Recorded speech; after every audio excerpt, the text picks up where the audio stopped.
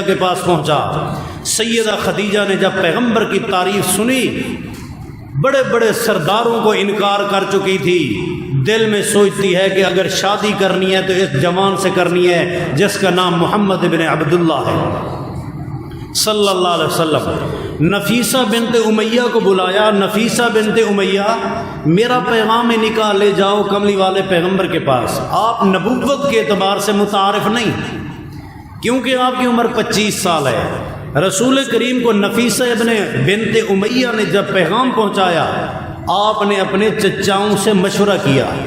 مسئلہ یاد رکھنا، لڑکا خود ولی ہوتا ہے، لڑکے کا باپ ولی نہ بنے، لڑکا اپنی شادی خود کر سکتا ہے، لیکن جب پکڑا جانے لگا تو چھپ چھپا کے بھاگا حضرت زینب کے پاس۔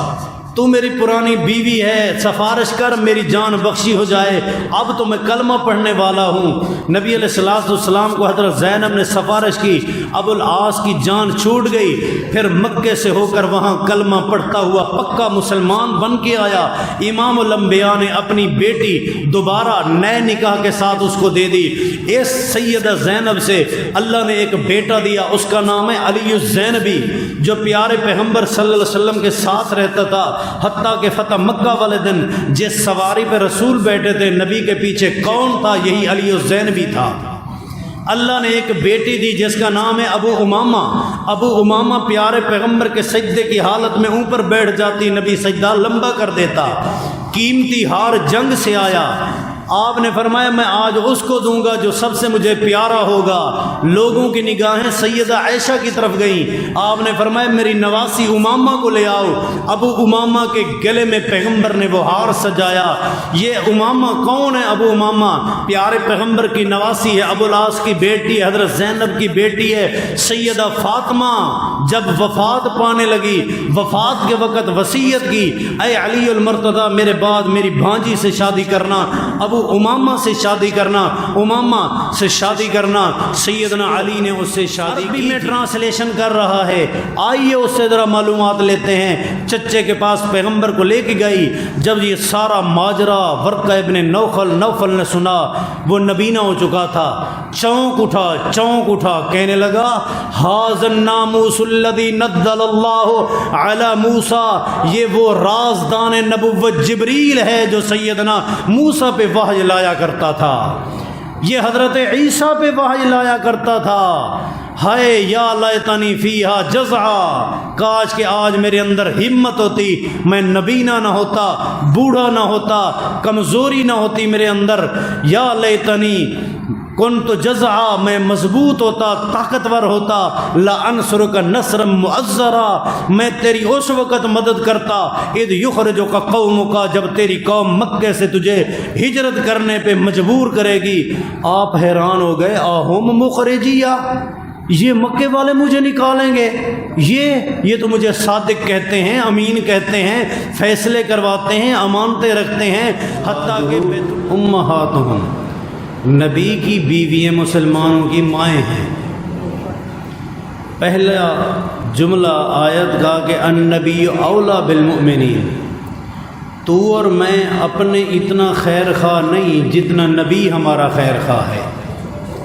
نبی کریم صلی اللہ علیہ وسلم کی خیر خواہی احکام شریعت سے پتہ چلتا ہے کہ جو بھی حکم ہے یہ عمل کرو یہ نہ کرو، وہ سارے انسانیت کی خیر خواہی اور ہمدردی پہ مشتمل ہیں۔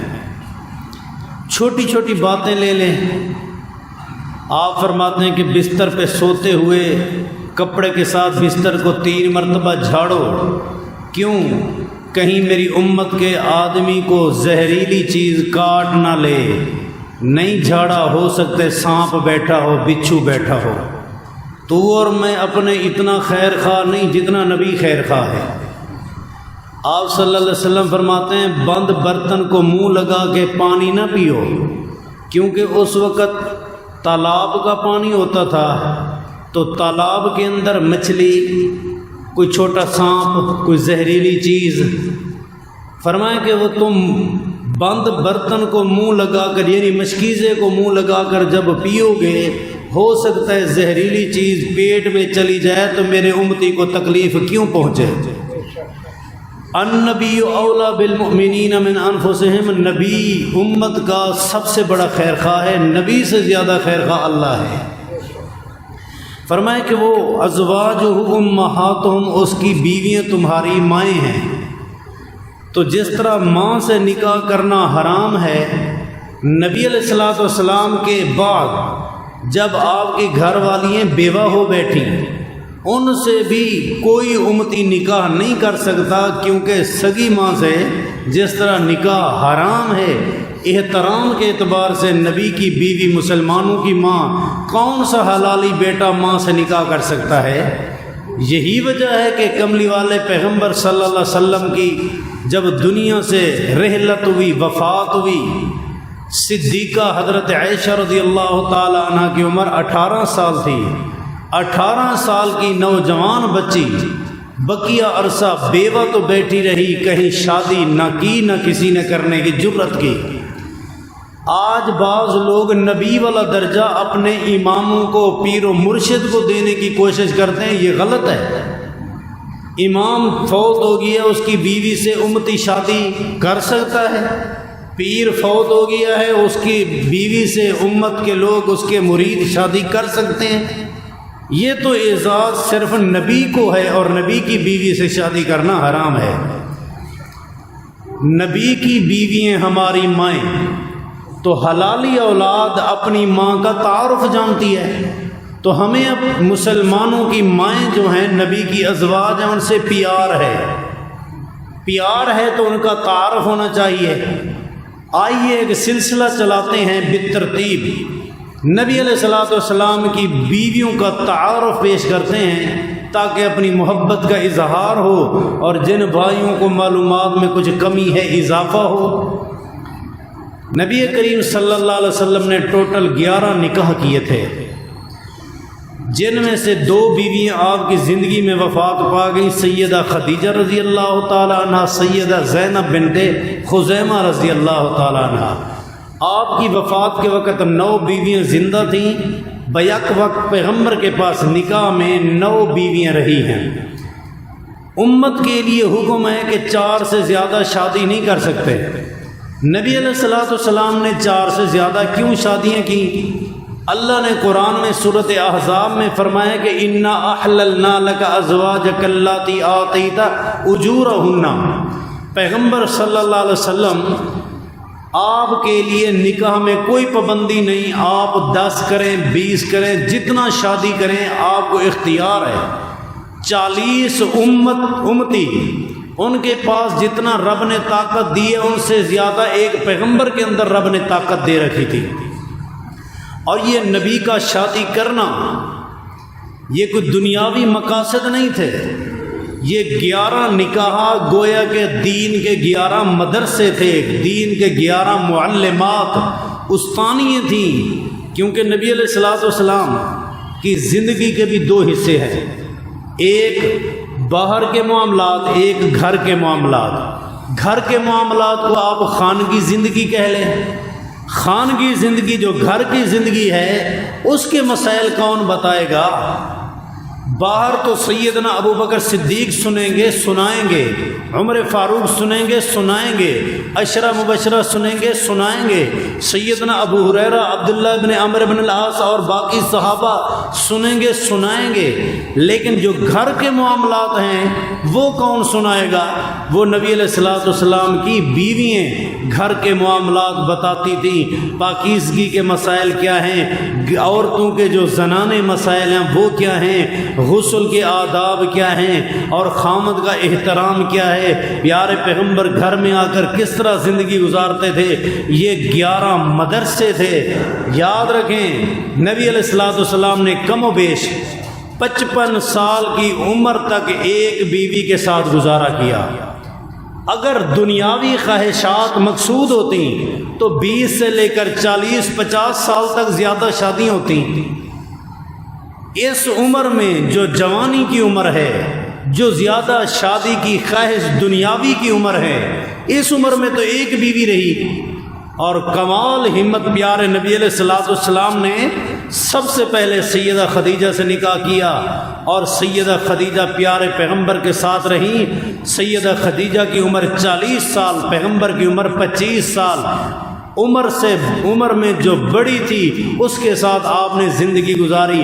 اس کے بعد جتنا شادیاں بھی ہیں ان کے کئی سیاسی مقاصد تھے، دینی مقاصد تھے، لوگوں کو فائدہ پہنچانے کے مقاصد تھے۔ ایک بیوی سے نکاح کیا، نتیجے میں پوری قوم اس کی مسلمان ہو گئی۔ کہ داماد سے بھی لڑائی ہوتی ہے، جس کے گھر میں ہماری بیٹی ہے اس سے مخالفت ختم، اس کا کلمہ پڑھتے ہیں۔ ابو سفیان کی بیٹی سے پیارے پیغمبر نے شادی کر لی، کہنے لگا کہ اب بھی نبی کے خلاف میں لڑوں، جب میری بیٹی ان کی بیوی ہے، داماد کے خلاف کون لڑتا ہے، کلمہ ہی پڑھ لیتے ہیں، کلمہ ہی پڑھ لیا۔ یعنی کافی مقاصد تھے پیارے پیغمبر صلی اللہ علیہ وسلم کی شادیوں میں۔ آئیے، سب سے پہلا نکاح رسول کریم صلی اللہ علیہ وسلم نے سیدہ خدیجہ سے کیا۔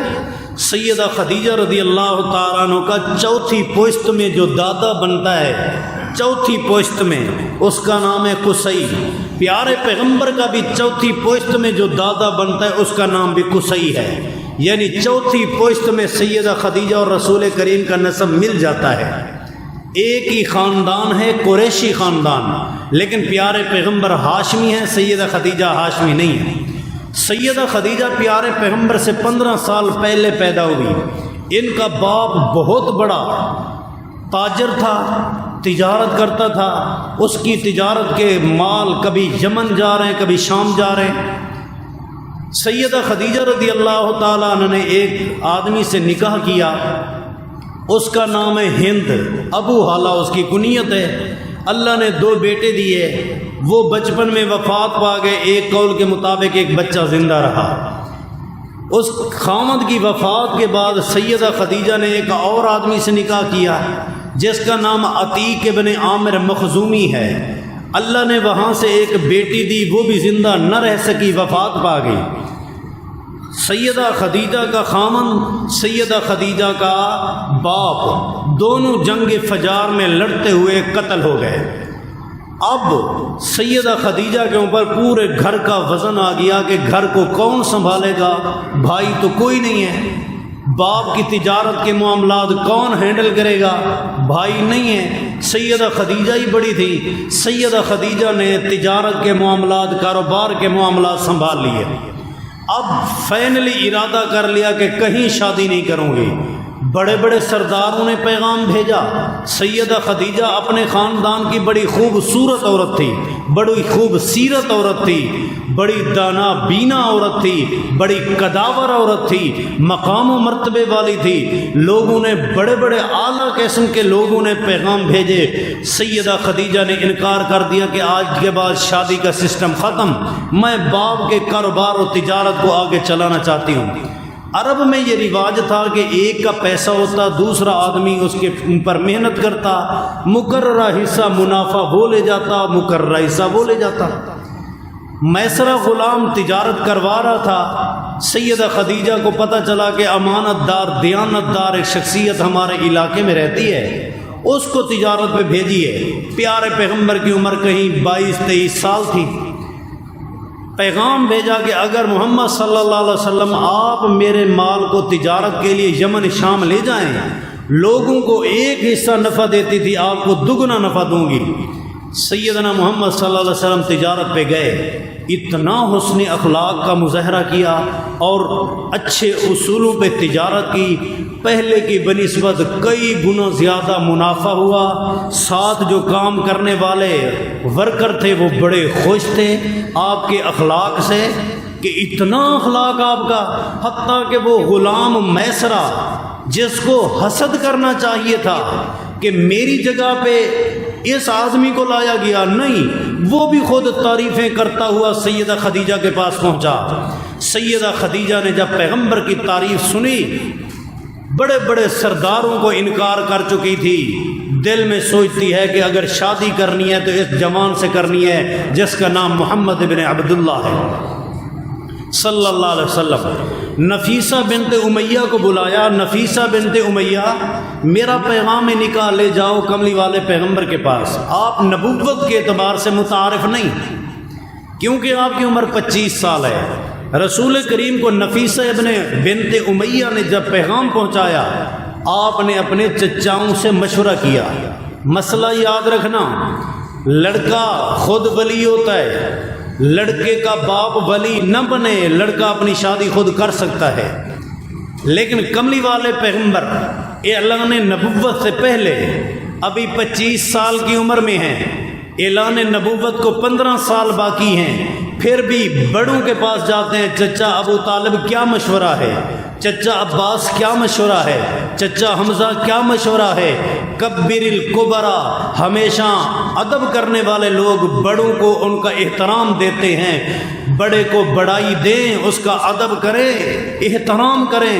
رسول کریم صلی اللہ علیہ وسلم نے چچاؤں سے جب مشورہ کیا، انہوں نے کہا اتنا عظیم رشتہ لوگ ترستے ہیں شادی کرنے کو، آپ کیوں انکار کر رہے ہیں، شادی کریں۔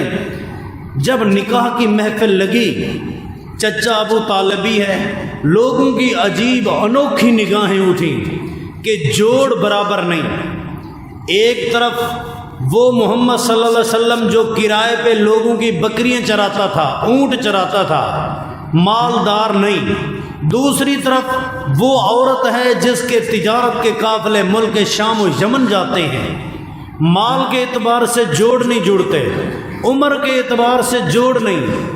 نوجوان کی عمر 25 سال، خاتون کی عمر 40 سال، 15 سال کا فرق، جوڑ نہیں جوڑتے۔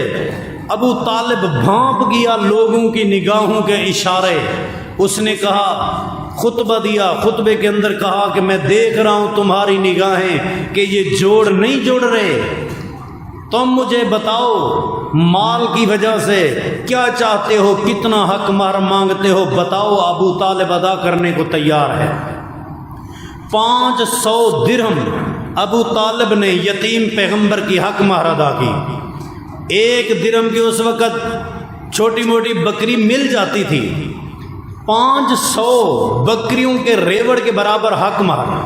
آج کل ہمارے معاشرے میں حق مہر بالکل غلط ہے، جو لکھوا دیتے ہیں 1000 2000 5000، بڑی مشکل سے کوئی 10,000 لکھوا دیتے ہیں۔ پیارے پیغمبر صلی اللہ علیہ وسلم کی تقریباً جتنا شادی ہیں، اکثر شادیوں میں حق مہر 500 درہم سے کم نہیں ہے، 500 بکریوں کے ریوڑ سے کم نہیں۔ حق مہر ہماری زیادہ ہونی چاہیے، اگر کسی کو طاقت نہیں تو اس کی مرضی کم دے سکتا ہے، جائز ہے۔ طاقت ہوتے ہوئے پھر حق مہر نہ دینا یا کم دینا غلط، پھر اس کے اوپر مزید ایک حملہ، عجیب واردات کہ حق مہر دینے کے بعد پھر اسے چکنی چپڑی باتیں سنا کے عورت سے وہ سارے پیسے اپنی جیب میں لے لیے، ایک دفعہ دیے پھر لے لیے۔ یہ کیسی حق مہر ہے؟ عورت دل کی خوشی سے دینا چاہے دے سکتی ہے، لیکن تم اس کے لیے ماحول بناتے ہو کہ یہ ہمیں واپس مل جائیں، یہ غلط طریقہ ہے، غیر شرعی طریقہ ہے۔ پیارے بھائی، خطبے میں کہتے ہیں کہ مال کا معاملہ تو یہاں حل ہوا، باقی رہ گیا کہ عمر کے حوالے سے، مالداری کے حوالے سے تم دیکھ رہے ہو۔ میں کہتا ہوں تمہیں پورے مکے کے گرد و نواح تک، پورے جزیرہ عرب تک میرا چیلنج ہے، مجھے کوئی ایسا شخص تو دکھاؤ، ایکم یوازی محمدن شرفم و فضلم و نبلا، میرے محمد صلی اللہ علیہ وسلم کی شرافت جیسا شریف تو دکھاؤ، فضیلت جیسا صاحب فضیلت تو دکھاؤ، میرے پیغمبر کی صداقت جیسا صادق اور امین تو دکھاؤ۔ ایسا کوئی اگر کائنات میں ہے، تمہارے معاشرے میں ہے تو مجھے دکھاؤ، جب نہیں ہے تو پھر یہ انوکھی اور ترچھی نگاہیں کیوں دیکھ رہے ہو؟ پیارے پیغمبر صلی اللہ علیہ وسلم کی شادی ہوئی، سیدہ خدیجہ پیارے پیغمبر کے پاس آئیں، چلتے چلاتے اللہ پاک نے ایک بیٹی دی۔ پہلے اللہ نے بیٹا دیا، بیٹے کا نام ہے قاسم، جس کے نام پہ پیغمبر نے اپنا نام رکھا ابو القاسم، قاسم کا باپ۔ یاد رکھنا، نبی کا نام رکھ سکتے ہو، تسمو بے اسمی ولا تقتنو بے کنیتی۔ پیغمبر صلی اللہ علیہ وسلم کا نام محمد صلی اللہ علیہ وسلم، تم اپنا نام، اپنے بچوں کا نام محمد رکھ سکتے ہو۔ ولا تقتنو بے کنیتی، نام تیرا محمد ہو اور کنیت ابو القاسم منع ہے۔ ابو القاسم کنیت نہ رکھو، کیونکہ ہو بہو پیغمبر کے ساتھ مشابہت اختیار کر رہے ہو، یہ غلط ہے۔ رسول کریم صلی اللہ علیہ وسلم کا یہ بچہ بچپن میں وفات پا گیا، اللہ نے بیٹی دی، بیٹی کا نام ہے سیدہ زینب رضی اللہ تعالی عنہا۔ سیدہ زینب رضی اللہ، جو لوگ کہتے ہیں سیدہ زینب، سیدہ کلثوم، ام کلثوم، سیدہ رقیہ پیارے پیغمبر کی بیٹیاں نہیں، ان کو کہو قرآن ٹھیک طریقے سے پڑھو، قرآن میں بھی ان کا ذکر موجود ہے۔ یا ایھا النبی قل لازواجک و بناتک، اہل علم لوگ جانتے ہیں اردو میں ایک واحد ہوتا ہے، ایک جمع ہوتا ہے، جبکہ عربی میں یہ نہیں۔ عربی میں واحد ہوتا ہے ایک کے لیے، دو کے لیے تثنیہ ہوتا ہے، جمع تین یا تین سے زیادہ کے لیے ہوتا ہے۔ اللہ نے قرآن میں پیغمبر کو فرمایا بناتک، جمع کا لفظ، کیا مطلب کہ تیری بیٹیاں تین یا تین سے زیادہ، یعنی کم از کم تین یا اس سے زیادہ تیری بیٹیاں ہیں۔ جو کہتے ہیں کہ پیارے پیغمبر کی صرف ایک بیٹی سیدہ فاطمہ تھی، غلط کہتے ہیں، قرآن کی مخالفت کرتے ہیں۔ سیدہ زینب رضی اللہ تعالی عنہ کا پیارے پیغمبر نے اعلان نبوت سے نکاح پہلے کیا۔ جو داماد تھا، داماد کا نام ہے ابو العاص، حضرت خدیجہ کے خاندان سے تھا، اس کے ساتھ نکاح رہا۔ اعلان نبوت کے بعد بھی وہ مسلمان نہ ہوا، حتیٰ کہ 13 سال نبوت کو گزر گئے پھر بھی مسلمان نہ ہوا۔ سیدہ زینب پیارے پیغمبر صلی اللہ علیہ وسلم کے حکم کے مطابق اپنے خامد کے گھر رہی، غیر مسلم کے گھر۔ ابھی تک یہ آیت نازل نہ ہوئی لا تمسکوا بعصم الکوافر، کہ کافر کے تحت مسلمان بیوی نہیں رہ سکتی، یہ آیت نازل نہیں ہوئی تھی۔ پیارے پیغمبر صلی اللہ علیہ وسلم کی بغاوت میں یا غیر مسلم ابو العاص کے گھر میں سیدہ زینب رہی۔ جب جنگ بدر ہوئی، بدر میں ابو العاص تلوار لے کے نبی کے خلاف لڑنے بدر میں آ گیا، پکڑا گیا، صحابہ نے گرفتار کر لیا۔ اب 70 قیدیوں کے بارے فیصلہ ہوا کہ ان کے رشتہ دار اپنے گھروں سے کچھ نہ کچھ فدیہ دیں اور چھڑا جائیں اپنا قیدی۔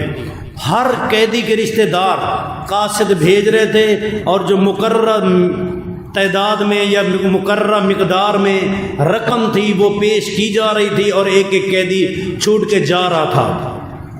سیدہ زینب مکے میں ہے، خامد گرفتار مدینے میں ہے۔ اب میں اپنے خامد کو چھڑانے کے لیے کیا فدیہ بھیجوں، کیونکہ یہ تو دین محمد ہے صلی اللہ علیہ وسلم، یہاں تو انصاف چلے گا، بیٹی کی رعایت نہیں ہوگی۔ عدل و انصاف کا پیکر پیغمبر ہے، وہ تو رعایت نہیں دے گا۔ سیدہ خدیجہ نے اپنے گھر کی تلاشی لی، گھر میں کچھ نہ ملا، ایک ہار ملا جو سیدہ خدیجہ نے اپنا ہار اپنے گلے سے اتار کے اپنی بڑی بہن کے گلے میں ڈالا، بیٹی کے گلے میں ڈالا، سیدہ زینب کو دیا تھا۔ وہی خدیجہ کی نشانی اٹھا کے بیٹی نے باپ کی طرف بھیجا، قاصد نے جا کے دیا کہ آپ کی بیٹی یہ ہار دیتی ہے، ہار قبول کر کے سیدہ زینب کہتی ہے میرے قیدی کو رہا کر دو۔ رسول کریم نے جب دیکھا ہار، سیدہ خدیجہ تو پہلے سے وفات پا چکی تھی نا، جنگ بدر سے پہلے، پیارے پیغمبر کو گزرے ہوئے دن یاد آئے، سیدہ خدیجہ کی محبت، وہ ساری جو آپ کے ساتھ اس کے احسانات تھے سارے یاد آئے، زار و قطار رونے لگ گئے، روتے رہے، ہار کو دیکھتے رہے کہ میری خدیجہ کی نشانی۔ صحابہ کو بلایا کہ اے صحابہ کرام، اگر اجازت ہو تو میری خدیجہ کی نشانی باقی بچ جائے اور یہ قیدی بھی رہا ہو جائے، یہ ہار بھی میں واپس کر دوں۔ صحابہ سے اجازت کون لے رہے ہیں؟ وہ پیغمبر جو وما ینطق عن الہوی ان هو الا وحی یوحی، لیکن صحابہ سے اجازت لے رہے ہیں۔ صحابہ نے کہا رسول کریم آپ کی خوشی کے ساتھ ہم خوش ہیں، آپ اسی بات پہ خوش ہیں تو آپ ہار بھی دے دیں، ہم راضی ہیں، قیدی بھی چھوڑ دیں۔ آپ نے ابو العاص کو بلایا۔ ابو العاص، ہوتا ہے دین کا اختلاف، تیرا دین الگ میرا الگ، کم از کم اتنا تو حیا کرتا کہ سسر باپ ہوتا ہے، داماد بیٹا ہوتا ہے، تجھے اتنا تو شرم آنی چاہیے کہ باپ کے خلاف تلوار اٹھا کے تو نہ آتا۔ تو تلوار جب کہ اٹھا کے آیا ہے گویا کہ تو مجھے قتل کرنے ہی آیا ہے، تو اپنے باپ کو، سسر باپ کو قتل کرنے کے لیے تجھے حیا نہیں آئی۔ بس جب تک نظام چلتا رہا، یہ ہار لے جاؤ، میری بیٹی کو میری طرف پہنچا دینا، آج کے بعد تیرا میرا نبھا نہیں۔ سیدہ زینب رضی اللہ تعالی عنہا کو واپس بھیجنے کے لیے ابو العاص کو فنی غلطی لگی. دن کے وقت اپنے بھائی کے ساتھ اونٹ کے اوپر سوار کر کے روانہ کر دیا کہ آپ چلے جاؤ. جب مکے سے نکلنے لگے، مکے کے لوگ کون جن کے 70 بدر میں ابھی قتل ہوئے، 70 گرفتار ہیں، پورے مکے کے اندر پیغمبر کے خلاف آگ بھڑک چکی ہے. دن دہاڑے پیغمبر کی بیٹی کو آتے ہوئے وہ برداشت کیسے کرتے؟ ابو الحباب نامی بندہ آڑے آیا، اونٹ کی نکیل پکڑی، ہچکولے دیے، ظلم و زیادتی کی. سیدہ زینب اونٹ کے اوپر سے گری، پیٹ میں بچہ تھا، وہاں گرتے ہی بچہ ضائع ہو گیا. اتنا دیر میں ابو سفیان دوڑتا دوڑتا آیا. اس نے کہا کہ اے ظالم، اختلاف اور جنگ جوانوں سے ہوتی ہے، عورتوں سے کیا مقابلہ؟ تجھے شرم آنی چاہیے، کیوں تو نے یہ تکلیف پہنچائی ہے؟ اے ابو العاص، تجھے لحاظ نہیں آیا کہ جب 140 آدمی ہمارا متاثر ہے، مدینے مکے کی فضا خراب ہے، تو رات کو بھیجتا، چھپا کے بھیجتا، تو نے دن دہاڑے کیوں بھیجا؟ سیدہ زینب کے گرنے سے جو بچہ ضائع ہوا، سمجھنے والے لوگ سمجھتے ہیں کہ بچے کی پیدائش پہ کتنا عورت کو تکلیف ہوتی ہے، اور کچا بچہ ضائع ہو جائے اس سے کئی گنا زیادہ تکلیف، کئی گنا زیادہ تکلیف. پھر رات کے وقت اونٹ کے کجاوے میں بٹھا کے سیدہ زینب کو پھر روانہ کیا گیا، کیونکہ نبی کے قاصد راستے میں انتظار میں تھے.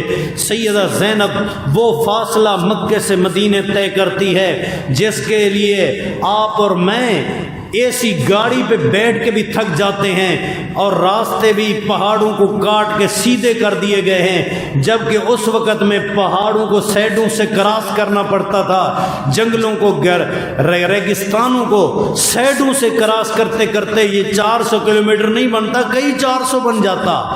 وہ سارا سفر طے کرتے، پہاڑی سفر، پھر اونٹ کا سفر. آپ جب بچے کا معاملہ ہو جائے، عورت کو آرام دہ گاڑی پہ بٹھاتے ہو، جمپ ہی نہ لگے، اور پیارے پیغمبر کی بیٹی اونٹ کے اوپر، پہاڑوں کے اوپر، پھر مکے سے مدینے تک. اہل دل، کتنا بڑے صدمے کی بات ہے جب مدینے میں رسول کریم صلی اللہ علیہ وسلم کے سامنے پیش کی گئی. آپ دیکھ کے اتنا غمگین ہوئے، ایسے لگتا تھا جس طرح مردہ بیٹی پڑی ہے، اس کے اندر جان ہی نہیں ہے. زار و قطار روئے. فرمایا کہ کون ہے جو اس قاتل بدبخت کو جائے قتل کر کے پھر آگ میں جلا دے؟ 10 آدمی اٹھے، ہمارے ذمہ ہوا. آپ نے پھر بلایا کہ اے 10 لوگوں، اس کو خالی قتل کرنا ہے، آگ نہیں لگانی، کیونکہ آگ لگانا یہ اللہ عذاب دے گا کل قیامت والے دن. میں پیغمبر اللہ کا عذاب نہیں دینا چاہتا، خالی اس کو قتل کر دیں. پھر وہ بندہ جس نے ظلم کیا ڈر گیا کہ میرے پیچھے بندے پڑے ہوئے ہیں، مجھے قتل کریں گے. ایک ملک میں، دوسرے میں، تیسرے، چوتھے میں چھپتا رہا، حتیٰ کہ اس کو 6 سال گزر گئے. 6 سال کے بعد جب فاتح بن کر پیغمبر مکے میں پہنچے، آپ نے پھر اعلان کر دیا کہ وہ ابو الحباب جہاں ملے اس کو فوراً قتل کر دیا جائے، اگرچہ وہ کعبے کے غلاف سے کیوں نہ چمٹا ہوا ہو. آپ نے پھر اعلان کیا، لیکن وہ ایک قافلے میں اپنے آپ کو چھپا کر سفرا کے قافلے میں آن پہنچا. کملی والے پیغمبر صلی اللہ علیہ وسلم، میں کلمہ پڑھتا ہوں، میرا کلمہ قبول کریں. آپ صلی اللہ علیہ وسلم رحمت للعالمین اپنی بیٹی کا ظلم معاف کرتے ہوئے فرماتے ہیں تیرا کلمہ قبول ہے، تیرا اسلام قبول ہے، میری بیٹی کے اوپر جو تیری زیادتی ہے وہ تجھے معاف ہے. کچھ دنوں بعد ایک اور قافلے میں ابو العاص پھر پکڑا گیا. جب پکڑا جانے لگا تو چھپ چھپا کے بھاگا حضرت زینب کے پاس. تو میری پرانی بیوی ہے، سفارش کر میری جان بخشی ہو جائے، اب تو میں کلمہ پڑھنے والا ہوں. نبی علیہ الصلوۃ والسلام کو حضرت زینب نے سفارش کی، ابو العاص کی جان چھوٹ گئی. پھر مکے سے ہو کر وہاں کلمہ پڑھتا ہوا پکا مسلمان بن کے آیا. امام الانبیاء نے اپنی بیٹی دوبارہ نئے نکاح کے ساتھ اس کو دے دی. اس سیدہ زینب سے اللہ نے ایک بیٹا دیا، اس کا نام ہے علی الزینبی، جو پیارے پیغمبر صلی اللہ علیہ وسلم کے ساتھ رہتا تھا. حتیٰ کہ فتح مکہ والے دن جس سواری پہ رسول بیٹھے تھے، نبی کے پیچھے کون تھا؟ یہی علی الزینبی تھا. اللہ نے ایک بیٹی دی جس کا نام ہے ابو امامہ۔ ابو امامہ پیارے پیغمبر کے سجدے کی حالت میں اوپر بیٹھ جاتی، نبی سجدہ لمبا کر دیتا۔ قیمتی ہار جنگ سے آیا، آپ نے فرمایا میں آج اس کو دوں گا جو سب سے مجھے پیارا ہوگا۔ لوگوں کی نگاہیں سیدہ عائشہ کی طرف گئیں، آپ نے فرمایا میری نواسی امامہ کو لے آؤ۔ ابو امامہ کے گلے میں پیغمبر نے وہ ہار سجایا۔ یہ امامہ کون ہے؟ ابو امامہ پیارے پیغمبر کی نواسی ہے، ابو العاص کی بیٹی ہے، حضرت زینب کی بیٹی ہے۔ سیدہ فاطمہ جب وفات پانے لگی، وفات کے وقت وصیت کی، اے علی المرتضیٰ میرے بعد میری بھانجی سے شادی کرنا، ابو امامہ سے شادی کرنا، امامہ سے شادی کرنا۔ سیدنا علی نے اس سے شادی کی تھی۔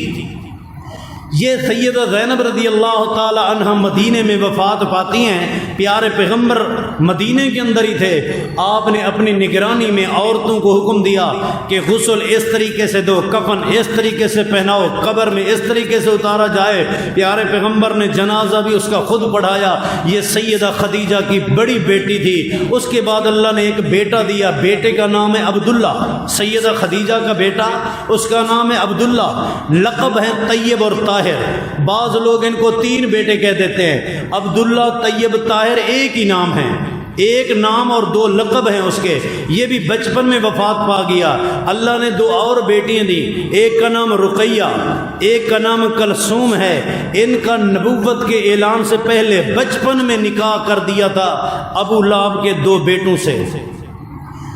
نبی علیہ السلام نے جب اعلان نبوت کیا تو آپ کو دین سے ہٹانے کے لیے بڑی کوششیں کی گئیں، ہر ممکن کوشش کی گئی، حتیٰ کہ آپ کو لالچ دی گئی، اے محمد صلی اللہ علیہ وسلم چاہتے ہو جتنا خزانے آپ کے قدموں میں ڈھیر کر دیں گے، ہمارے جزیرے عرب میں جس عورت کی طرف اشارہ کرو آپ کے نکاح میں دے دیں گے، بس باپ دادے کا دین نہ چھوڑو، 360 کی پوجا کرتے رہو۔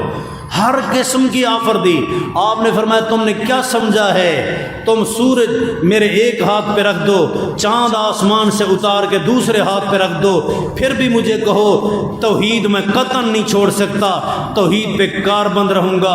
مکے کے مشرکوں نے مل کے میٹنگ کی کہ تکلیفیں برداشت کی جا سکتے ہیں، اپنی اولاد کے صدمے برداشت نہیں کیے جاتے۔ اولاد میں بھی پھر بیچاری بیٹی کا صدمہ بڑا صدمہ ہوتا ہے۔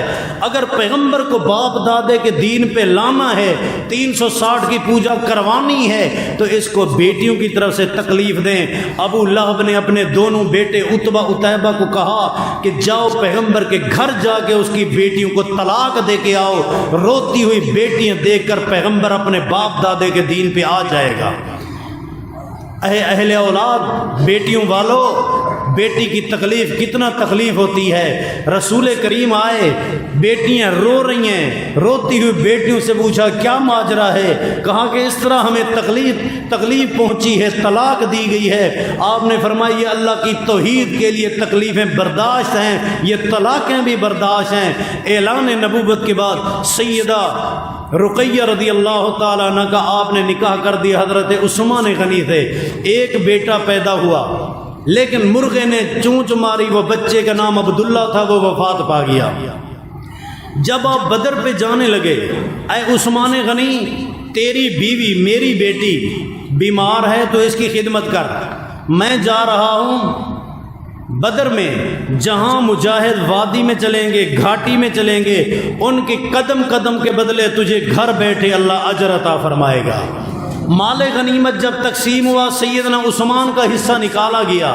سیدنا عثمان گھر خدمت میں ہیں۔ جنگ بدر اللہ نے بڑی کامیابی دی، بڑی فتح دی، 70 مارے گئے کافر، 70 پکڑے گئے، خوشی کی لہر مسلمانوں میں دوڑ اٹھی۔ اب مدینے کی طرف آئے، جب مدینے میں داخل ہوئے، لوگ قبرستان میں ہیں، بقیع غرقد میں ہیں۔ پوچھا کیا معاملہ ہے؟ فرمایا کہ آپ کی بیٹی سیدہ رقیہ حضرت عثمان کی بیوی وفات پا چکی ہے، لوگ قبرستان میں دفنا کے فارغ ہو چکے ہیں۔ رسول کریم سیدھے قبرستان گئے، آنکھوں سے آنسو جاری ہیں، اولاد ہر کسی کو پیاری ہوتی ہے، پھر بیٹی پیارے رسول کریم صلی اللہ علیہ وسلم ایک طرف خوشی لے کے آئے تھے، ایک طرف پریشانی کی خبر ملی، حضرت عثمان کو دلاسا دیا، وہاں قبر پہ سیدہ رقیہ کے لیے دعا کی، کم و بیش سال کے بعد اپنی دوسری بیٹی سیدہ ام کلثوم کا نکاح ان کے ساتھ کر دیا۔ جب جنگ تبوک 9 ہجری کر کے واپس آئے، 9 ہجری جنگ تبوک کر کے واپس آئے دیکھا لوگ قبرستان میں ہیں، پوچھا کیا معاملہ ہے؟ پیارے پیغمبر آپ کی تیسری بیٹی سیدہ زینب پہلے وفات پا چکی ہے، رقیہ وفات پا چکی ہے، تیسری بیٹی ام کلثوم کا جنازہ ابھی قبر میں دفنا کے لوگ فارغ ہوئے۔ رسول کریم پھر روئے، وہاں قبر پہ دعا کی اور اعلان کیا کہ اللہ اگر مجھے 40 بیٹیاں دیتا، عثمان یکے بعد دیگر تیرے نکاح میں دے دیتا۔ اللہ نے ایک اور بیٹی دی، سیدہ فاطمۃ الزہرا، سیدۃ نساء اہل الجنہ، جنت کی عورتوں کی سردار عورت ہے۔ پیارے پیغمبر صلی اللہ علیہ وسلم بہت اس سے محبت کرتے، وہ بھی آپ سے بڑی محبت کرتی تھی۔ سیدہ فاطمۃ الزہرا بڑی عظمت والی، اللہ نے ایک بیٹا دیا، اس بیٹے کا نام ہے محسن، ایک بیٹے کا نام ہے حسن، ایک بیٹے کا نام ہے حسین۔ بیٹی اللہ نے دی، بیٹی کا نام ہے زینب، اور بیٹی دی اللہ پاک نے، اس کا نام ہے ام کلثوم۔ پہلی بیٹی زینب کا نکاح حضرت جعفر طیار کے بیٹے عبداللہ سے ہوا، دوسری بیٹی حضرت ام کلثوم کا نکاح حضرت عمر بن الخطاب سے ہوا۔ لوگ کہتے ہیں کہاں لکھا ہوا ہے؟ صحیح بخاری جلد ثانی میں لکھا ہوا ہے۔ پیارے رسول کریم سیدنا عمر بن الخطاب کے پاس چادریں آئیں، قیمتی چادریں، سب کو بانٹ دی، ایک چادر بچ گئی۔ لوگوں نے کہا امیر المومنین اپنی بیوی ام کلثوم کو دے دیں، جو علی کی بیٹی ہے، سیدہ فاطمہ کی بیٹی ہے، پیغمبر کی نواسی ہے۔ فرمایا کہ وہ عظمت کے اعتبار سے پچھلے خاندان سے بڑی عظیم ہے، پر چونکہ میری بیوی ہے میں اپنے گھر کو دوں نہیں، اس سے زیادہ حقدار فلاں خاتون ہے، اس کو میں دیتا ہوں۔ مانا کہ پیارے عمر رضی اللہ تعالیٰ کے گھر کے اندر سیدہ ام کلثوم کا نکاح ہوا۔ رہی سیدہ فاطمۃ الزہرا رضی اللہ تعالی عنہا نبی کے بعد 6 ماہ تک زندہ رہیں، اس کے بعد وفات پا گئیں۔ آئیے، یہ تو اولاد کا تھوڑا سا تعارف تھا۔ سیدہ زینب رضی اللہ تعالی عنہا جب پیارے پیغمبر کے ساتھ آئیں، انہوں نے کہہ دیا کملی والے پیغمبر یہ میرا مال میرا نہیں، یہ تیرا ہے، دین کی تبلیغ کے لیے، ترویج کے لیے جہاں جی چاہے اس کو خرچ کرو۔ رسول کریم صلی اللہ علیہ وسلم کی خدمت کرتے ہیں۔ آپ صلی اللہ علیہ وسلم پہلے تو تجارت میں، پھر ثم حبب الیہ الخلاء، آپ کو تنہائی بڑی پسند تھی، تنہائی کے لیے آپ غار حرا میں عبادت کرتے۔ غار حرا میں کبھی آپ کھانا خود لے جاتے، کبھی سیدہ خدیجہ پکا کے پہنچا آتی۔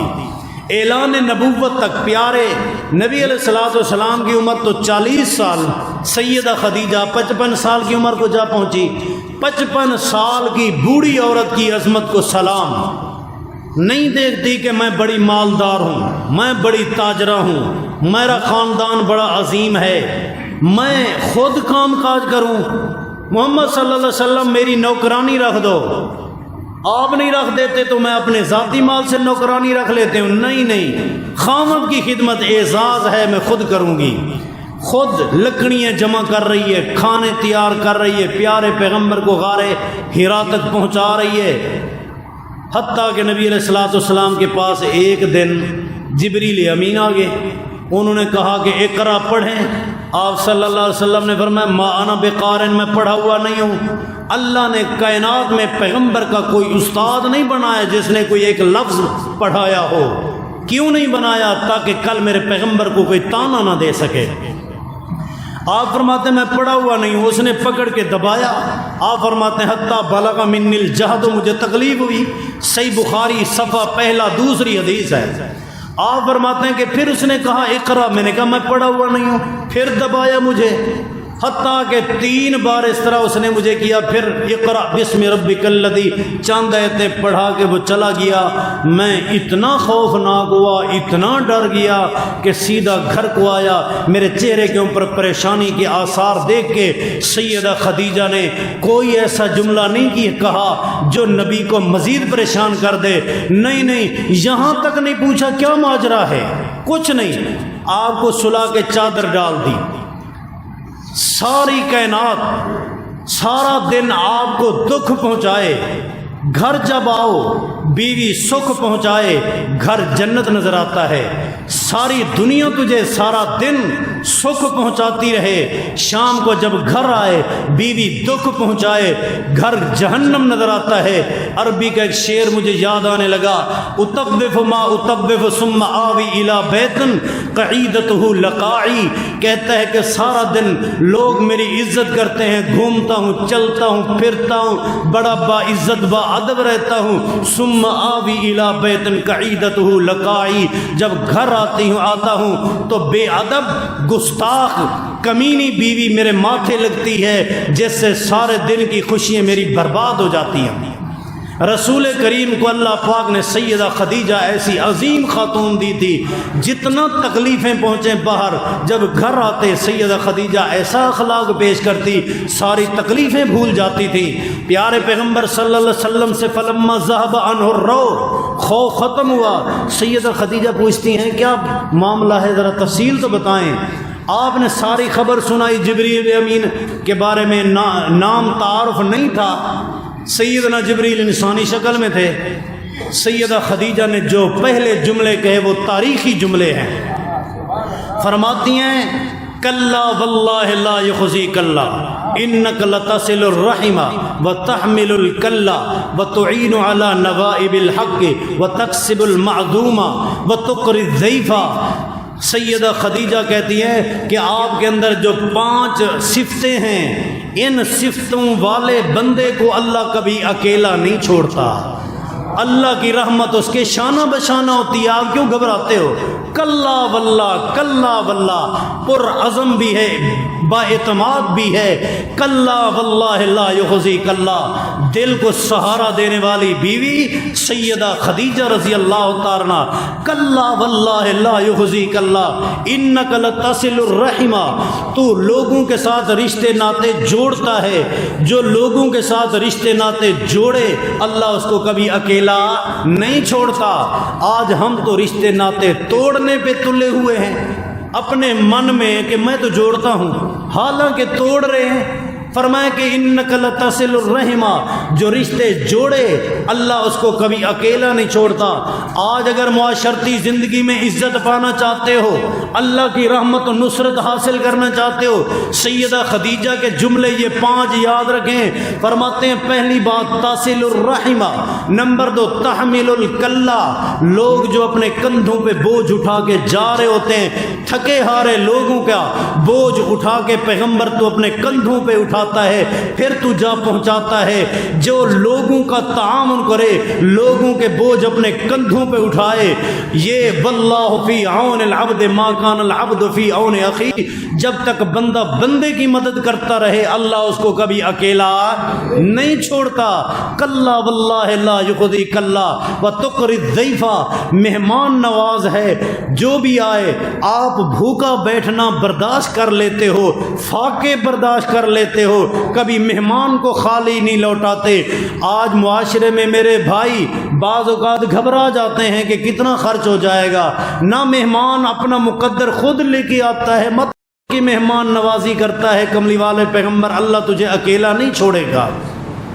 وَتَكْسِبُ الْمَعْدُومَ، مفلوج، اپاہج، لولے لنگڑے، معذور نبینے جو محنت مزدوری نہیں کر سکتے، کملی والے پیغمبر صلی اللہ علیہ وسلم آپ ان کے لیے سارا دن محنت کر کے ان کے گھروں میں جا کے راشن پہنچا آتے ہو، لباس پہنچا آتے ہو، اپنے گھر میں بھلے فاقے سے ہی نہ کمانے والوں کے گھروں کے اندر آپ پہنچاتے ہو، رزق پہنچاتے ہو۔ ایک جس کے اندر یہ صفت ہے اس کو اللہ اکیلا کبھی نہیں چھوڑے گا۔ وَتُعِينُ عَلَى نَوَائِبِ الْحَقِّ، اور حق والے کی آپ مدد کرتے ہو، اور جو حق والے کی مدد کرے اللہ اس کو اکیلا کبھی نہیں چھوڑے گا۔ یہ 5 باتیں ہیں۔ پھر آئیے پیغمبر میرے ساتھ، جناب محمد صلی اللہ علیہ وسلم میرے ساتھ چلیے، میں آپ کو لے کے چلتی ہوں۔ میرا ایک چچا ہے، اس کا نام ہے ورقہ ابن نوفل، جو پہلے یہودیوں کا عالم رہا، پھر عیسائی بنا۔ اب حضرت عیسیٰ کے اوپر نازل ہونے والی کتاب انجیل کو عربی میں ٹرانسلیشن کر رہا ہے۔ آئیے اس سے ذرا معلومات لیتے ہیں۔ چچے کے پاس پیغمبر کو لے کے گئی۔ جب یہ سارا ماجرا ورقہ ابن نوفل نے سنا، وہ نبینا ہو چکا تھا، چونک اٹھا کہنے لگا ھذا الناموس الذی نزل اللہ علی موسیٰ، یہ وہ رازدان نبوت جبریل ہے جو سیدنا موسیٰ پہ وحی لایا کرتا تھا، یہ حضرت عیسیٰ پہ وحی لایا کرتا تھا۔ ہائے یا لیتنی فیہا جزعا، کاش کہ آج میرے اندر ہمت ہوتی، میں نبینا نہ ہوتا، بوڑھا نہ ہوتا، کمزوری نہ ہوتی میرے اندر۔ یا لیتنی کنت جزعا، میں مضبوط ہوتا، طاقتور ہوتا۔ لانصرک نصرا معزرا، میں تیری اس وقت مدد کرتا اذ یخرجک قومک، جب تیری قوم مکے سے تجھے ہجرت کرنے پہ مجبور کرے گی۔ آپ حیران ہو گئے، اہم مخرجیہ، یہ مکے والے مجھے نکالیں گے؟ یہ تو مجھے صادق کہتے ہیں، امین کہتے ہیں، فیصلے کرواتے ہیں، امانتیں رکھتے ہیں، حتیٰ کہ بیت اللہ کیوں کرتے ہو؟ معاملہ کیا ہے؟ ماجرا کیا ہے؟ جبکہ وہ تو ہمراہ اشد کے 64 سال کی بوڑھی تھی، وقد ابدل